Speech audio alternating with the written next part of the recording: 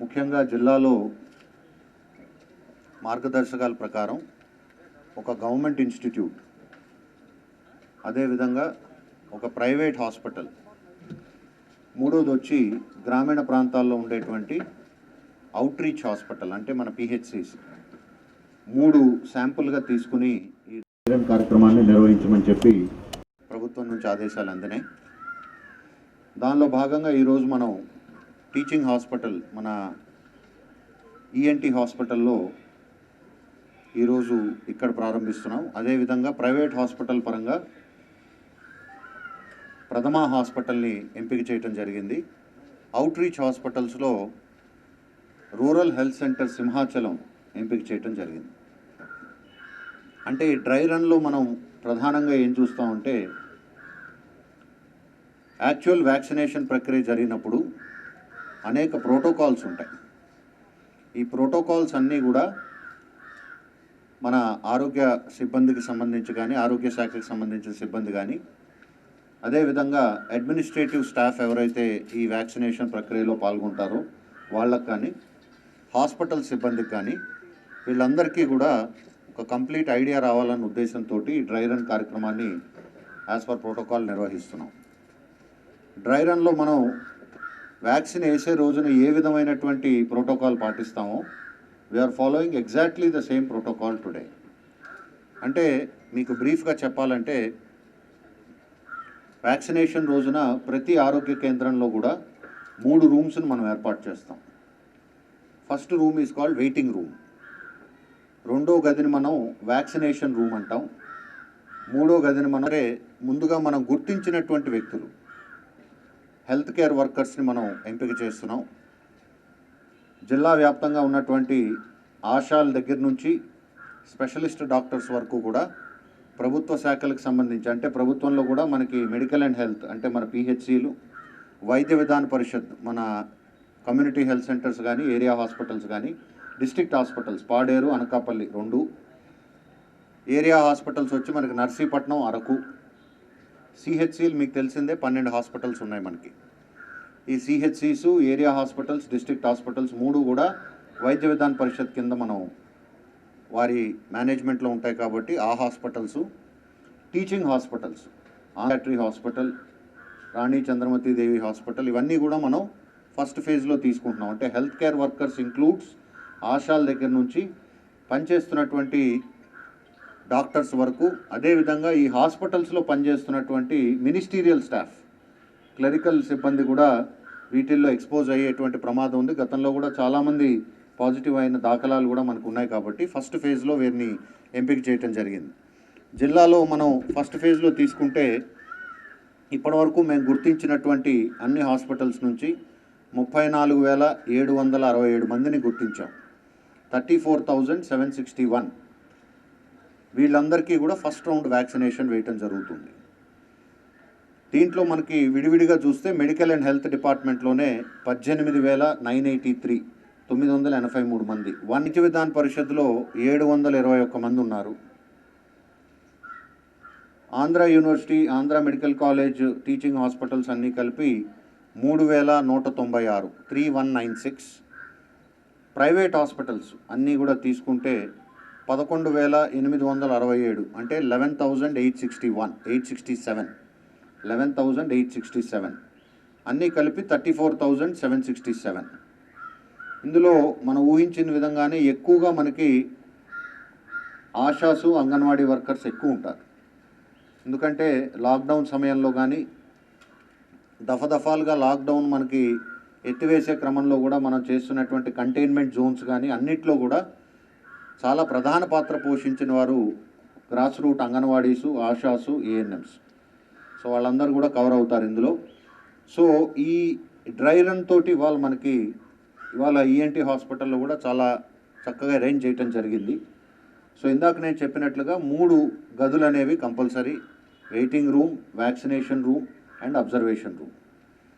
ఇందులో ఏ వ్యక్తి అయినా సరే మనం ఎంపిక చేసినటువంటి 34,000 మందిని కూడా కోవిన్ అనే సాఫ్ట్వేర్లో మనం వీళ్ళ పేర్లని ఎంటర్ చేయడం జరిగింది. కోవిన్ అంటే కోవిడ్ వ్యాక్సిన్ ఇంటెలిజెన్స్ నెట్వర్క్. ఇది ఒక software application, cloud based application. So so దీంట్లో వీళ్ళందరి పేర్లు కూడా వీళ్ళందరి పేర్లతో పాటు వీళ్ళ ఆధార్ కార్డు కొన్ని గుర్తుపదిగ్గా తీసుకుని వీళ్ళందరినీ కూడా ఎంటర్ చేయడం జరిగింది. ఇక్కడికి ఆ వ్యక్తులు ప్రీ స్లాటెడ్ డేట్లో టైంలో రావాల్సి ఉంటుంది. ఆ ప్రీ స్లాటెడ్ డేటు టైము వాళ్ళకి SMS ద్వారా తెలియజేయటం జరుగుతుంది. వారు వచ్చినప్పుడు వెయిటింగ్ రూమ్ బయట ఉండేటువంటి నార్మల్గా మన మహిళా పోలీస్ కానీ, NCC వాలంటీర్స్ కానీ, తర్వాత NSS వాలంటీర్స్ని కానీ మనం వినియోగించడం జరుగుతుంది. వీళ్ళు ప్రాథమికంగా దాన్ని వెరిఫై చేసి లోపలికి పంపిస్తారు. లోపలికి వెళ్ళినటువంటి వ్యక్తులు వెయిటింగ్ రూమ్లో వెయిట్ చేస్తారు. వెయిటింగ్ రూమ్లో మనకి ఒక అంగన్వాడీ వర్కర్ ఉంటారు, వాలంటీర్స్ డెఫినెట్గా ఉంటారు. అర్బన్ ప్రాంతం అయితే వార్డు వాలంటీర్లు ఉంటారు, గ్రామీణ ప్రాంతంలో విలేజ్ వాలంటీర్స్ ఉంటారు. సో వీళ్ళు డిసిప్లిన్ చేసి సోషల్ డిస్టెన్సింగ్, తర్వాత కోవిడ్ అప్రోప్రియేట్ బిహేవియర్ అంటే మాస్క్ ధరించడం, శానిటైజ్ చేసుకోవడం చేతులు, సోషల్ డిస్టెన్సింగ్ నామ్స్ పాటిస్తూ వీరు వెయిటింగ్ రూమ్లో వెయిట్ చేయడం జరుగుతుంది. Next stage vaccination room. ఇక్కడ మీరు గుర్తుపెట్టుకోవాల్సింది, వెయిటింగ్ రూమ్లోకి ఎంటర్ అయ్యేటప్పుడు కూడా ఖచ్చితంగా ఒకసారి ఆ వ్యక్తి యొక్క క్రెడెన్షియల్స్ మళ్ళీ వెరిఫై చేయడం జరుగుతుంది. ఆ వెయిటింగ్ రూమ్ ఇన్ఛార్జ్ దగ్గర ఆ లిస్ట్ ఉంటుంది. ఆ లిస్ట్లో మళ్ళీ పేరు, అన్ని వివరాలు, ఆధార్ కార్డు అన్నీ కూడా చెక్ చేయడం జరుగుతుంది. ఇక నెక్స్ట్ స్టేజ్ వచ్చి వ్యాక్సినేషన్ రూమ్లోకి ఎంటర్ అయినప్పుడు ఇమీడియట్గా మనకు ఒక డేటా ఎంట్రీ ఆపరేటర్ ఉంటారు. వాళ్ళ దగ్గర కోవిన్ సాఫ్ట్వేర్ యాక్సెస్ ఉంటుంది. అంటే ల్యాప్టాపో లేకపోతే కంప్యూటర్లో కోవిన్ సాఫ్ట్వేర్ ఓపెన్ చేసి పెట్టుకొని ఉంటారు. అక్కడ వీళ్ళ క్రెడెన్షియల్స్ అన్నీ మరొకసారి వెరిఫై చేసి వ్యాలిడేట్ చేస్తారు. అంటే కరెక్ట్ మనిషి అని చెప్పి వ్యాలిడేట్ అయిన మరుక్షణం సిస్టంలో అది నోట్ అవుతుంది. వెంటనే ఒక విండో జనరేట్ అవుతుంది. విండోలో వ్యాక్సినేషన్ పూర్తయిందా లేదా అన్న క్వశ్చన్ ఒకటి అడగటం జరుగుతుంది. ఆ క్వశ్చన్ అడిగినప్పుడే వ్యాక్సినేషన్ కూడా నెక్స్ట్ స్టేజ్లో అదే గదిలో ఉన్నటువంటి ANM లేదా మెడికల్ ఆఫీసర్ వ్యాక్సినేషన్ని ఇమ్మీడియట్గా అడ్మినిస్టర్ చేస్తారు. ఇది మనం 0.5 ml వ్యాక్సిన్ మనం అడ్మినిస్టర్ చేస్తాం. ఇది మనకి భుజానికే, మజిల్కి ఇవ్వటం జరుగుతుంది. పూర్తిగా AD సిరెంజెస్ అంటే ఆటో డిజేబుల్ సిరెంజెస్తోనే మళ్ళీ వాడటానికి అవకాశం లేకుండా పూర్తి జాగ్రత్తలతోటి దీన్ని అడ్మినిస్టర్ చేయడం జరుగుతుంది. అడ్మినిస్టర్ చేసిన మరుక్షణం ఆ డేటా ఎంట్రీ ఆపరేటర్ అడ్మినిస్టర్ అయిందని చెప్పి సిస్టంలో రికార్డ్ చేస్తారు. రికార్డ్ చేసిన మరుక్షణం ఆ బెనిఫిషరీకి కూడా SMS వెళ్తుంది, మీకు వ్యాక్సినేషన్ కార్యక్రమం పూర్తయిందని. కాకపోతే ఇది మీరు గుర్తుపెట్టుకోవాల్సింది పార్షియల్ వ్యాక్సినేషన్. ప్రతి వ్యక్తికి కూడా 2 డోసెస్ ఇవ్వాలి మనం. So partial first dose of vaccination పూర్తవుతుంది. కొన్ని వ్యాక్సిన్స్ మరి 1 డోసులోనే అయిపోవచ్చు, మనకు వచ్చే మోడల్ బట్టి ఉంటుంది. బట్ మాకు వచ్చిన సమాచారం ప్రకారం 2 డోసెస్ అడ్మినిస్టర్ చేయాలి with a gap of 28 days. కొన్ని 3 వీక్స్ ఉన్నాయి, కొన్ని 28 డేస్ ఉన్నాయి, 4 వీక్స్. సో దాన్ని బట్టి మనం ఫాలో అవుతాం. సో పార్షియల్ వ్యాక్సినేషన్ పూర్తి చేసుకున్నాక అతని సిరెంజ్ అది కూడా చాలా సైంటిఫిక్గా డిస్పోజ్ చేయాలి. దానికి గాను 3 రంగుల డస్ట్బిన్స్ ఇస్తున్నాము, అంటే plastic bags. Puncture proof blue bag ఒకటి ఇస్తున్నాం, రెడ్ అండ్ yellow బ్యాగ్స్ ఇస్తున్నాం. ఈ రెండిట్లో కూడా అతనికి సంబంధించిన వేస్ట్ ఏదైతే సిరెంజ్ కావచ్చు, కాటన్ కావచ్చు, ఇవన్నీ కూడా అందులో డంప్ చేసి జాగ్రత్తగా డిస్పోజ్ చేయాలి. వన్స్ వ్యాక్సినేషన్ పూర్తి చేసిన తర్వాత వెయిటింగ్ రూమ్ మనం మొదట్లో ఏదైతే అనుకున్నామో సిమిలర్గా అలాంటిదే last room will be observation room. So waiting room లాగానే అబ్జర్వేషన్ రూమ్లో కూడా కుర్చీలు వేసి ఉంచుతాము. అక్కడ AEFI కిట్ అనేది ఒకటి పెట్టుకొని ఉంటాం, అంటే అడ్వర్స్ ఈవెంట్ ఫాలోయింగ్ ఇమ్యునైజేషన్. ఒక్కొక్కసారి ఇమ్యునైజేషన్ అయిన మరుక్షణం ఏదైనా అడ్వర్స్ ఈవెంట్ ఒక్కోసారి ఉండొచ్చు. అలాంటప్పుడు అతనికి ఇవ్వవలసినటువంటి మెడిసిన్స్ అన్నీ కూడా AEFI కిట్లో ఉంటాయి. సో దాంట్లో మనకి ఇప్పుడే డాక్టర్స్ ఎక్స్ప్లెయిన్ చేశారు. అక్కడ మనకి ఎడ్రినలిన్ కానీ, తర్వాత కార్టిజోన్స్ కానీ, వీటికి సంబంధించినటువంటి ఇంజెక్షన్స్ అన్నీ కూడా పెట్టుకొని ఉంటారు. 1/2 an hour వరకు అబ్జర్వేషన్లో ఉంచుతాము. ఈ 1/2 an hourలో ఎటువంటి అడ్వర్స్ ఈవెంట్ లేకపోతే patient beneficiary can leave the hospital and go back home.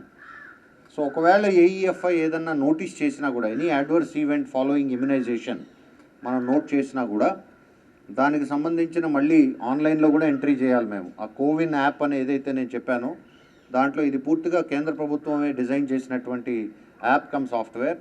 So దీంట్లో మేము ఎంటర్ చేయాల్సి ఉంటుంది. అదేవిధంగా ప్రతి హాస్పిటల్కి కూడా ఒక పెద్ద హాస్పిటల్కి ట్యాగ్ చేయటం జరిగింది. అంటే మనం హాస్పిటల్ అని దీన్ని సెషన్ సైట్స్ అంటాం. సెషన్ సైట్స్ ఎందుకని అంటామంటే ఎక్కడైతే వ్యాక్సినేషన్ సెషన్ జరుగుతుందో అది సెషన్ సైట్ అవుతుంది. ఇవాళంటే మనం అందరూ హెల్త్ వర్కర్స్ కాబట్టి హాస్పిటల్స్లోనే చేయగలుగుతున్నాం. రేపు జనాభా మామూలు సామాన్య ప్రజలకు వచ్చినప్పుడు కూడా అది మనం వార్డు సచివాలయాల్లో చేయొచ్చు, గ్రామ సచివాలయాల్లో చేయొచ్చు.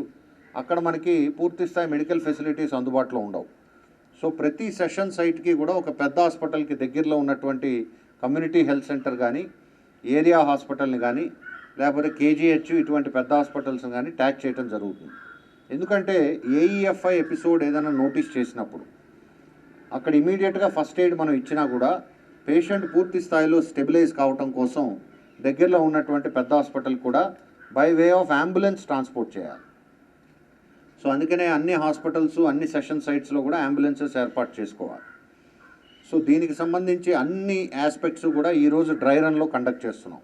అంటే మేమే డమ్మీగా ఇద్దరు పేషెంట్స్కి ఏఈఎఫ్ఐ ఎపిసోడ్ వస్తే, ఉదాహరణకి ఈఎన్టీ హాస్పిటల్కి మేము ఇవాళ కేజీహెచ్ని ట్యాగ్ చేసాం పెద్ద హాస్పిటల్గా. ఇక్కడ ఒక ఇద్దరు పేషెంట్స్ని మేమే ఏఈఎఫ్ఐగా భావించి వాళ్ళని ఏ విధంగా షిఫ్ట్ చేస్తాం, కోవిన్ సాఫ్ట్వేర్లో ఏ విధంగా వాళ్ళ పర్టికులర్ సెంటర్ చేస్తాం, ఇవన్నీ కూడా మేము చెప్పడం జరుగుతుంది. సో దాని యొక్క ఫలితాలు ఏ విధంగా ఉన్నాయి, మేము ఇంకా ఏమైనా లాజిస్టిక్స్ పరంగా ఏమైనా ఇంప్రూవ్ చేసుకోవాలా అన్న లెసన్స్ కూడా మాకు నేర్చుకోవడానికి అవకాశం ఉంటుంది.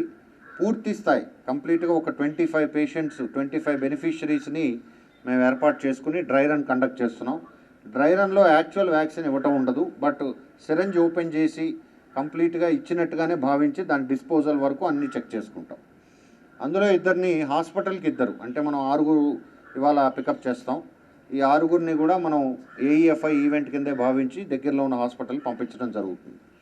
ప్రథమ హాస్పిటల్కి సంబంధించి ఈరోజు మనం విమ్స్ని అటాచ్ చేయడం జరిగింది. ఆర్హెచ్సి సింహాచలంకి వచ్చేటప్పటికి రూరల్ హెల్త్ సెంటర్ సింహాచలంకి మనం సిహెచ్సి గోపాలపట్నాన్ని అటాచ్ చేయడం జరిగింది.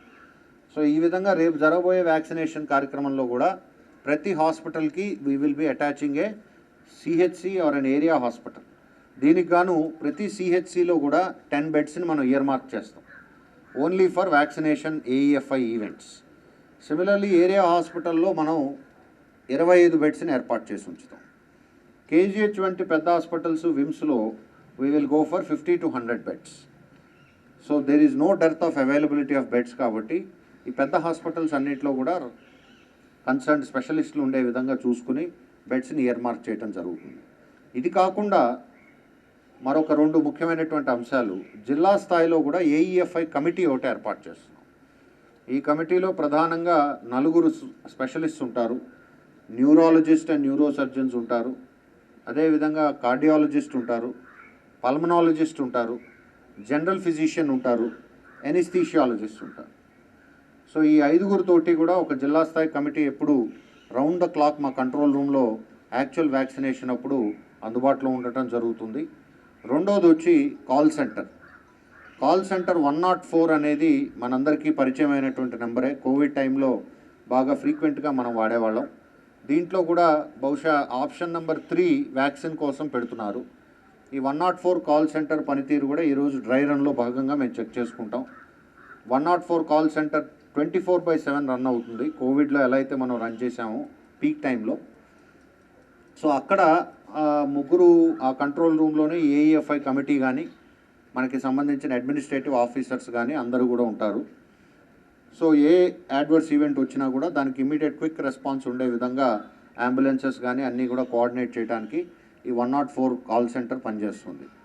దీంతో పాటుగా 1075 అనేది కూడా సెంట్రల్ గవర్నమెంట్ ఇచ్చినటువంటి టోల్ ఫ్రీ నెంబర్. సో దీంట్లో కూడా మనకి ఏమైనా డౌట్స్ ఉన్నా కూడా క్లారిఫై చేసుకోవడానికి వెసులుబాటు ఉంటుంది. సో మరికొద్ది రోజుల్లో ఈ వ్యాక్సిన్ యాక్చువల్ ఇంప్లిమెంటేషన్ స్టార్ట్ అవుతుంది. కాబట్టి ఫస్ట్ ఫేజ్లో నేను చెప్పినట్లుగా హెల్త్ కేర్ వర్కర్స్ ఉంటారు.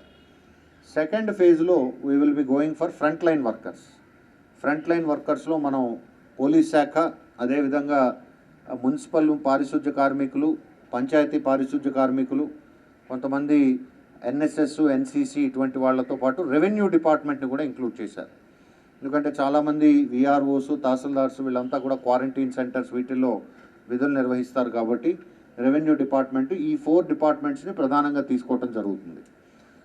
దాంతోపాటు రావచ్చు లేదా నెక్స్ట్ ఫేజ్లో మనకి 50+ పాపులేషన్ జిల్లాలో ఉన్నటువంటి 50 సంవత్సరాలు పైబడ్డ వాళ్ళకి లేదా 50 సంవత్సరాల లోపు కోమార్బిడిటీస్ ఉన్న వాళ్ళకి, అంటే బీపీ, షుగరు, తర్వాత ఇంకేదైనా దీర్ఘకాలిక రోగాలతోటి బాధపడుతున్నటువంటి వారికి మనం థర్డ్ ఫేజ్లో ఈ వ్యాక్సినేషన్ ప్రోగ్రామ్ని టేకప్ చేయడం జరుగుతుంది. ఇవి క్లియర్ కట్ సైలోస్ లాగా 1, 2, 3 అని ఉండకపోవచ్చు. సైమల్టేనియస్గా స్టార్ట్ అవ్వచ్చు. మనం వ్యాక్సిన్ రిలీజ్ బట్టి మనకు ఉంటుంది. ఇక చివరిగా లాజిస్టిక్స్ విషయానికి వచ్చేటప్పటికి విశాఖపట్నాన్ని రీజనల్ స్టోర్గా మనకి డిక్లేర్ చేశారు. అంటే ఈ 3 జిల్లాలకి కూడా 4 జిల్లాలకి శ్రీకాకుళం, విజయనగరం, విశాఖపట్నం, ఈస్ట్ గోదావరి, ఈ 4 జిల్లాలకి కూడా సెంట్రల్ గోడౌన్గా విశాఖపట్నం వ్యవహరిస్తుంది. రీజనల్ గోడౌన్ కాకుండా జిల్లా స్థాయి గోడౌన్, అంటే మన జిల్లా గోడౌన్ కూడా ఇక్కడే ఉంటుంది. గోడౌన్ అని అనలేం, మనం వ్యాక్సిన్ స్టోర్ అంటాం మనం. సో ఇక్కడ ఈ వ్యాక్సిన్ స్టోర్లో ఒక పక్క వ్యాక్సిన్కి టెంపరేచర్ మెయింటైన్ చేయాలి. 2 to 6 degrees is the normal temperature. ఆ టెంపరేచర్లో మెయింటైన్ చేయడానికి కోల్డ్ చైన్ అంతా కూడా జాగ్రత్తగా ఇప్పటికే సిద్ధం చేసుకున్నాం. డ్రై స్టోరేజ్ ఉంటుంది, అంటే సిరంజెస్, వాటికి కావాల్సినటువంటి అదర్ ఎక్విప్మెంట్ అంతా కూడా డ్రై స్టోరేజ్లో ఉంటుంది. ఈ రెండింటికి కావాల్సినటువంటి స్పేస్ని మనం ఏర్పాటు చేసుకున్నాం.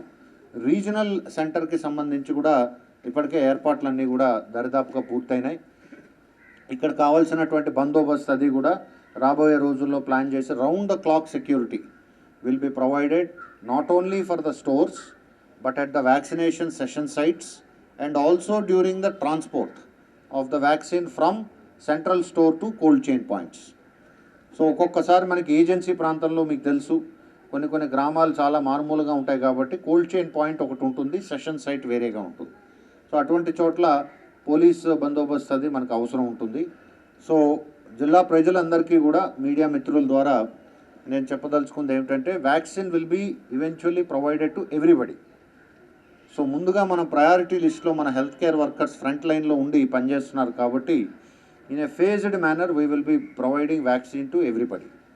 అందులో కూడా మన ప్రయారిటీ బట్టి ఎందుకు వెళ్తున్నామంటే మన మరణాలు కూడా చూస్తే జిల్లాలో కోవిడ్ మరణాలు మనం అనలైజ్ చేసుకున్నప్పుడు కూడా ఎక్కువ శాతం కోమార్బిడిటీస్తో ఉన్నవాళ్ళు, దాదాపు 90% కేసెస్ మరణాలన్నీ కూడా దీర్ఘకాలికంగా ఏదో ఒక, అది శ్వాసకోశకు సంబంధించి అవ్వచ్చు లేదా రక్తపోటు అవ్వచ్చు, ఏదో ఒక వ్యాధితో ఉన్నవాళ్ళు తొందరగా సకంబ్ అవుతున్నారు. సో వాళ్ళకి మనం ప్రయారిటైజ్ చేసుకోవాల్సి, వాళ్ళ ప్రాణాలు కాపాడవలసిన అవసరం ఉంది కాబట్టి we will be prioritising phase 1, phase 2, phase 3.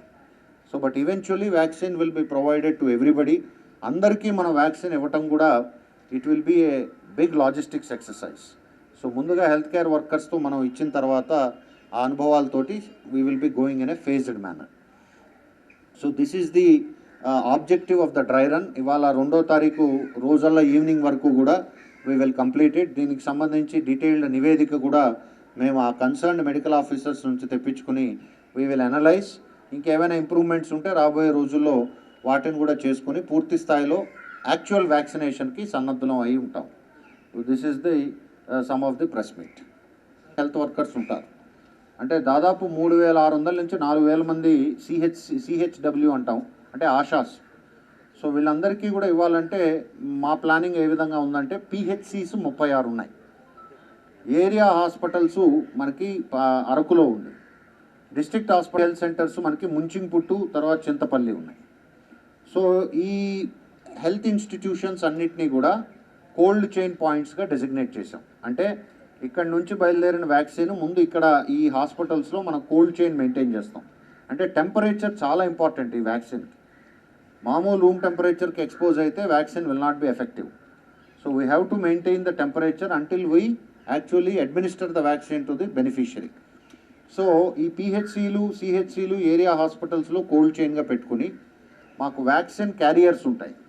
ఈ వ్యాక్సిన్ క్యారియర్స్ ద్వారా సెషన్ సైట్స్ని మనం పాడేరులో ఏ విధంగా గుర్తించామంటే హెల్త్ కేర్ వర్కర్స్ వరకు ఇబ్బంది లేదు. ఎందుకంటే ఆశాసు, ఏఎన్ఎంస్ వీళ్ళంతా కూడా ప్రతి నెల కూడా ఆశా డే ఉంటుంది, ఏఎన్ఎం డే ఉంటుంది. ఆ రోజున వీళ్ళంతా కూడా పిహెచ్సికి వస్తారు. సో మేము దాని ప్రకారం అక్కడ షెడ్యూల్ చేసుకుని వీళ్ళకి ఇవ్వటం జరుగుతుంది.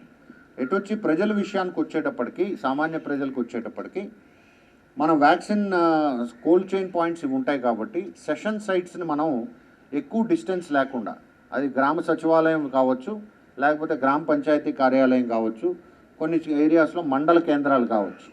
సో ఈ ప్రాంతాల్లో మనం ఏర్పాటు చేసుకుని పిహెచ్సి నుంచి ఈ వ్యాక్సిన్ క్యారియర్ ద్వారా వ్యాక్సిన్ క్యారియర్ ద్వారా అక్కడ తీసుకెళ్ళటం, ఇమీడియట్గా దాన్ని అడ్మినిస్టర్ చేయటం, కంప్లీట్ చేయటం జరుగుతుంది.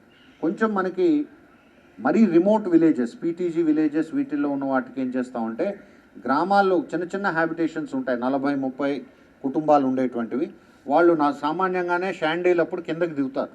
వాళ్ళు గిరిజన ప్రజలు కూడా కిందకి షాండీల్ కోసం వచ్చినప్పుడు షాండీ పాయింట్స్ని మనం 44 ఉన్నాయి, వాటిని ఏర్పాటు చేసుకుని అక్కడ మనం అడ్మినిస్టర్ చేయడానికి ఏర్పాటు చేస్తున్నాం. డాక్టర్స్ అండి, in every PHC the medical officer himself will be the first level of medical officer in-charge for the vaccination programme. So immediate AEFI ఈవెంట్కి he will be able to tackle. But if there is a complexity like I said, దగ్గరలో ఉన్నటువంటి nearest పిహెచ్సికి మనం ఏజెన్సీలో కూడా 36 పిహెచ్సిలకి అంబులెన్స్లు ఉన్నాయి. అదనంగా మనకి ఇప్పటికే కోవిడ్లో చాలా అంబులెన్సెస్ మనం పాత కూడా రిపేర్ చేసి రెడీగా పెట్టుకున్నాం. ప్రతి మెడికల్ ఇన్స్టిట్యూషన్ దగ్గర కూడా we will be positioning, if you have government ambulance it is fine. ఇది కాక 108లు ఉన్నాయి, 104లు ఉన్నాయి, నెట్వర్క్ ఉంది, డాక్టర్స్ ఉన్నారు. సో దేర్ ఈస్ నో డెత్ ఆఫ్ ఎనీ సచ్ ఫెసిలిటీస్.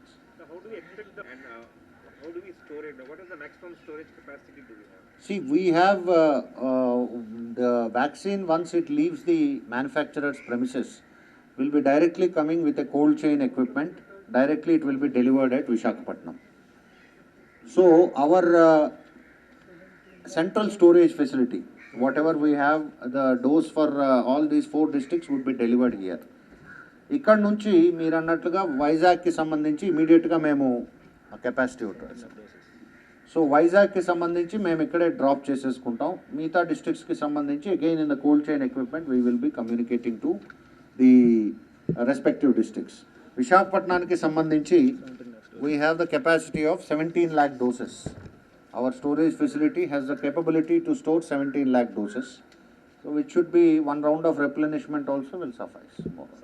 ఇందాక ప్రిన్సిపల్ ఏఎంసీ చెప్పినట్లు వ్యాక్సిన్ 2 doses ఉన్న చోట్ల ఒక్కొక్క మోడల్ ఉందండి. ఇప్పుడు మనకి గ్లోబల్గా చూస్తే దాదాపు 50 types of vaccines are under trial. అందులో ఒక 10 phase 3 దాకా వచ్చినాయి, ఒకటి it has already been approved. So ఒక్కొక్క వ్యాక్సిన్కి mode of administering will be different. మనం ఫస్ట్ది మనం ఒక డోస్ ఇచ్చి రెండోది 3 weeksకి ఉండొచ్చు, 4 weeksకి ఉండొచ్చు. సో ఒకసారి ఒక వ్యక్తి టైప్ ఏ వ్యాక్సిన్ తీసుకున్నప్పుడు మళ్ళీ టైప్ బి వ్యాక్సిన్ తీసుకోకూడదు. టైప్ ఏలో సపోజ్ ఫస్ట్ డోసు 1st తారీఖున ఇచ్చాం, సెకండ్ డోస్ 4 weeks తర్వాత అంటే ఆ టైప్ ఏ వ్యాక్సినే మళ్ళీ 4 weeks తర్వాత తీసుకోవాలి. ఈ మధ్యలో టైప్ బి వచ్చింది కదా అని అతను తీసుకున్న ఇన్ఎఫెక్టివ్గా ఉంటుంది. సో ఒక్కొక్క వ్యాక్సిన్కి ఒక్కొక్క టైం ల్యాగ్ ఉంటుంది, మధ్యలో 3 weeks ఉండొచ్చు, 4 weeks ఉండొచ్చు, అది మ్యానుఫ్యాక్చరర్ బట్టి ఉంటుంది. వీఆర్ టిపికలీ ఫుల్ బ్లోన్గా మనం అంటే ఇప్పుడు హెల్త్ కేర్ వర్కర్స్కి అసలు ఇబ్బంది లేదు. All our network of complete hospitals will be put to use. So we have close to 89 PHCs. We have about 7 teaching hospitals. We have 18 Vaidya Vidhan Parishad institutions. All of them కాకుండా for some healthcare workers out of 585 sub-centers లో we may utilize about 90 to 100 sub-centers also. ఎందుకంటే agency వారు అడిగినట్లు కొన్ని చోట్ల sub-centres చాలా అనువుగా ఉన్నాయి మనకి. When it comes to general population, session sites will be fluctuating 50+, 50 below with comorbidities అని నేను ఇందాక చెప్పిన వాటిల్లో we are mapping our ward secretariats and village secretariats wherever they are found suitable. ఎందుకంటే 3 room ఆర్కిటెక్చర్ అది ఉండాలి మనకి. అదేవిధంగా మనకు ఆ డేటా వచ్చినాక we will know which pocket. For example GVMC 89 వార్డ్స్లో మనకి ఒక 40 వార్డ్స్లో ఎక్కువ కాన్సన్ట్రేషన్ ఉండొచ్చు. Remaining 49 wards may not be having so much of population. So based on that we will have to identify, but broadly it will be our ward village secretariats or any community halls. We have collected that data. It depends on the amount of work that we need to do that we will finalize these sessions. 1,000 people per day can be. Yeah, so we start in the morning at 9, so going until about 5:36 in the evening. 100 is the maximum per session site. Per session site. Depending on how many sessions. Session sites you can multiply that. That will come when you. General population, but for healthcare facilities you are very clear. So we should be doing this in about a week, 10 days time. No problem on that. There's no pricing factor, sir. No, there's no pricing. It will be free. Yeah.